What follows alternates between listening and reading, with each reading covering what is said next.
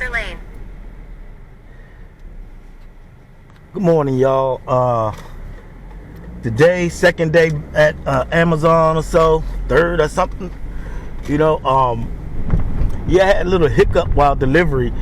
And parts of Amazon, I like to talk about some of the little quirks the app have, Like today I had to return a package, But the whole thing about returning packages when you can't deliver within the app, you can't. In half a mile, continue on within the app, you can't explain why immediately.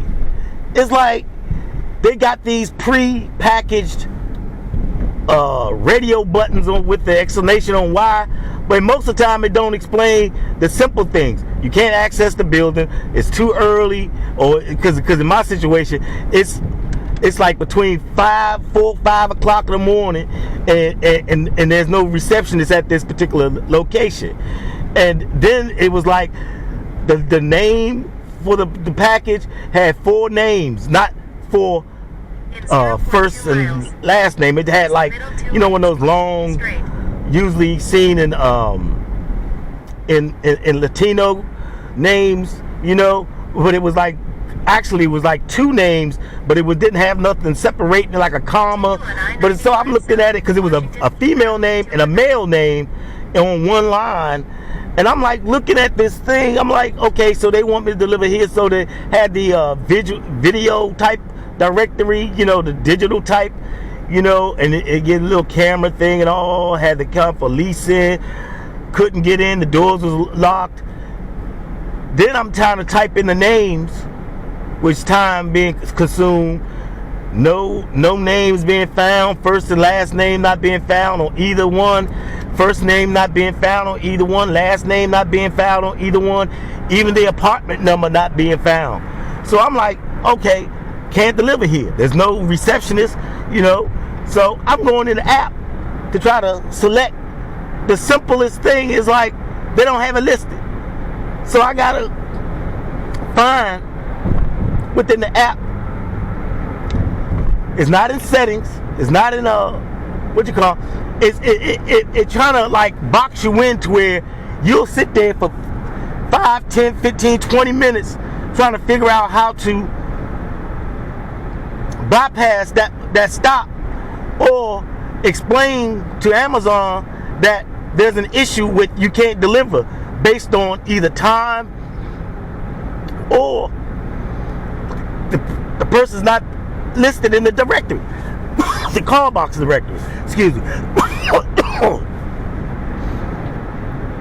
Now, after all of this, finally found a little location where I can like explain why it's just so buried in the app itself. I mean, this should be simple, But I guess Amazon waiting for everybody who use it regularly to put in the information, then say, okay, we'll implement that, when they should have had that type of simplicity built in the app. Because it's just time consuming, it makes people waste their time, So it's like stuff like that. It's just like it irks the hell out of me, because it's like, y'all should know this. If a person can't deliver, you got a delivery app, so if they can't deliver, what do they got to do? How many steps they got to take? It's like, really? You got to go through all of that? Then they say you should call or text them. So I did that in the app. Not call them, texted them that the client's information is not listed in the directory, and then no name, no PIN code, nothing. So I'm like, oh my gosh, so it's like, it's just such a big hassle, with that, when you try to deliver and try to get this stuff done. And it's just, it make you wonder, man. Makes you freaking wonder, and it's sad. It really is, because like I say, Amazon is not a delivery company, it's a technology company. So that's the issue with me on this one. And still, I still got my GoFundMe campaign going. that's still going. I guess I'm gonna leave it up till the end of the month, and I guess give y'all update on contributions. You might be surprised at the contributions, you know. But either way, I intended it to be up for a month. Let people know that there is a GoFundMe campaign going on.